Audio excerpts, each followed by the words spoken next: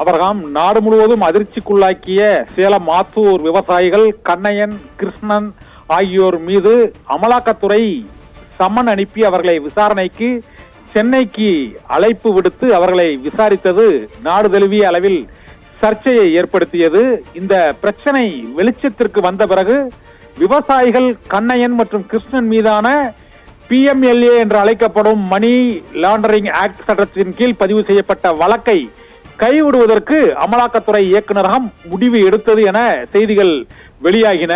இந்த சூழ்நிலையில் அமலாக்கத்துறை இது போன்ற வழக்குகளுக்கு வன உயிரின பாதுகாப்பு சட்டத்தின் கீழ் நடைபெறும் குற்றங்களுக்காக PMLA சட்டத்தின் கீழ் விசாரிப்பதற்கு முன்பாக wild life crime control bureau என்ற அமைப்பிடம் ஆவணங்களை கேட்டு ஒப்புதலை பெற வேண்டும் என்பது சட்டம்.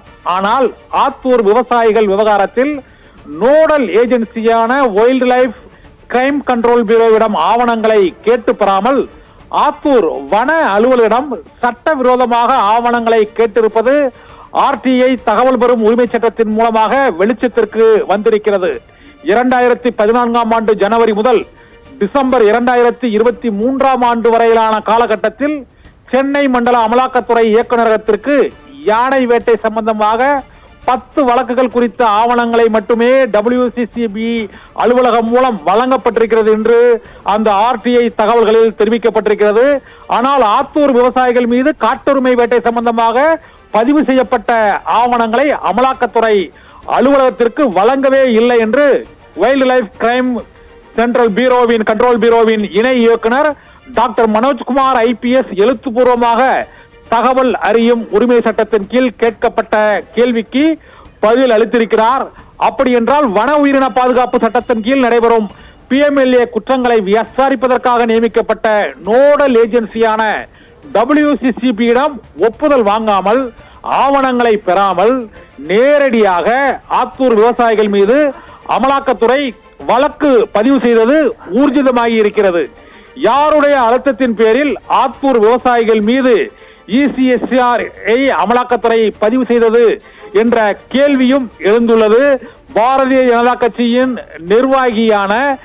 நிர்வாகி விவசாயியின் சொத்துக்களை அபகரிக்க ஏதுவாக அமலாக்கத்துறை செயல்பட்டதா என்ற குற்றச்சாட்டு உண்மையா என்ற கேள்வி எழுப்பப்பட்டிருக்கிறது.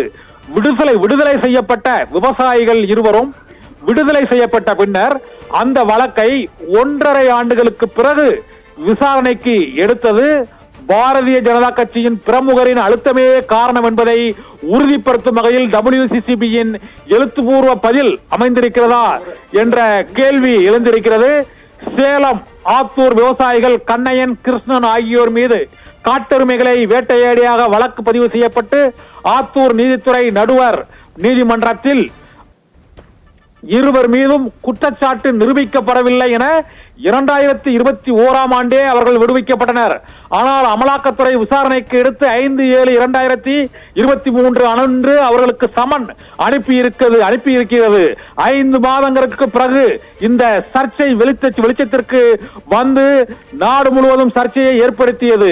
இந்த வழக்கை அமலாக்கத்துறை விசாரணைக்கு எடுத்து சமன் அனுப்பி அதன் பின்னர் சென்னை மண்டல அமலாக்கத்துறை சார்பில் வழக்கு பதிவு செய்யப்பட்டு 27/6/2023 அன்று அமலாக்கத்துறை உதவி இயக்குனர் சார்பில் விவசாயிகளுக்கு சமன் அனுப்பப்பட்டது.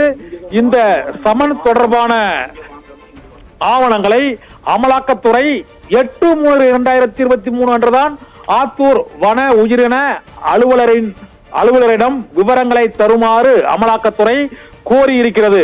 பொதுவாக அமலாக்கத்துறை இந்த வன உயிரின பாதுகாப்பு சட்டத்தின் கீழ் நடைபெறும் குற்றங்களை PMLA சட்டத்தின் கீழ் விசாரிப்பதற்கு முன்பாக wild life crime control bureau என்ற அமைப்பிடம் ஆவணங்களை கேட்டு ஒப்புதல் பெற வேண்டும் என்பதுதான் சட்டம். ஆனால் ஆத்தூர் விவசாயிகள் விவகாரத்தில் நோடல் ஏஜென்சியான வைல்ட் லைஃப் கிரைம் கண்ட்ரோல் பியூரோவிடம் ஆவணங்களை கேட்டு பெறாமல் ஆத்தூர் வன அலுவலரிடம் சட்டவிரோதமாக ஆவணங்களை அமலாக்கத்துறை கேட்டிருப்பது RTI தகவல் மூலமாக வெளிவந்திருக்கிறது. 2014 ஆண்டு ஜனவரி மாதம் முதல் டிசம்பர் மாதம் 2023 வரையிலான காலகட்டத்தில் சென்னை மண்டல அமலாக்கத்துறை இயக்குநரகத்திற்கு யானை வேட்டை சம்பந்தமாக 10 வழக்குகள் குறித்த ஆவணங்கள் மட்டுமே wild life crime control bureau மூலம் வழங்கப்பட்டிருக்கிறது. ஆத்தூர் விவசாயிகள் மீது காட்டெருமை வேட்டை சம்பந்தமாக பதிவு செய்யப்பட்ட ஆவணங்களை அமலாக்கத்துறை அலுவலகத்திற்கு வழங்கவே இல்லை என்று wild life crime control bureau அதன் இணை இயக்குனர் டாக்டர் மனோஜ்குமார் IPS எழுத்துப்பூர்வமாக தகவல் அறியும் உரிமை சட்டத்தின் கீழ் கேட்கப்பட்ட கேள்விக்கு பதிலளித்திருக்கிறார். அப்படி என்றால் வன உயிரின பாதுகாப்பு சட்டத்தின் கீழ் நடைபெறும் PMLA குற்றங்களை விசாரிப்பதற்காக நியமிக்கப்பட்ட நோடல் ஏஜென்சியான WCCB-இடம் ஒப்புதல் வாங்காமல் ஆவணங்களை பெறாமல் நேரடியாக ஆத்தூர் விவசாயிகள் மீது அமலாக்கத்துறை வழக்கு பதிவு செய்தது இந்த RTI தகவல் மூலமாக உறுதிப்படுத்தப்பட்டிருக்கிறது.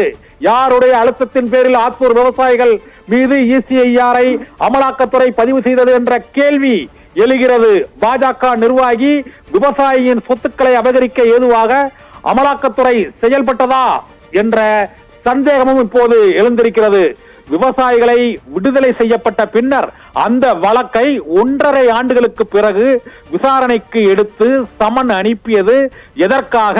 பாரதிய ஜனதா கட்சியின் பிரமுகரின் அழுத்தத்தினாலா, நிலத்தை அபகரிக்கும் முயற்சியா என்பதையெல்லாம் இந்த RTI தகவல் மூலமாக WCCB-யின் எழுத்துப்பூர்வ பதில் மூலமாக இந்த கேள்விகள் எழுகின்றன. பொதுவாக அரசியல் கட்சிகள் அமலாக்கத்துறை அனுப்பும் சமன் தொடர்பாக பல்வேறு ஆதாரங்களை எழுப்பி வரும் சூழ்நிலையில் இப்போது விவசாயிகளுக்கு அனுப்பப்பட்ட சமன் சட்டவிரோதமாக பெறப்பட்டதா என்ற கேள்வி அதற்கு விடையளிக்கும் வகையில் இந்த RTI தகவல் வெளியாகி இருக்கிறது. ஆபிரகாம்.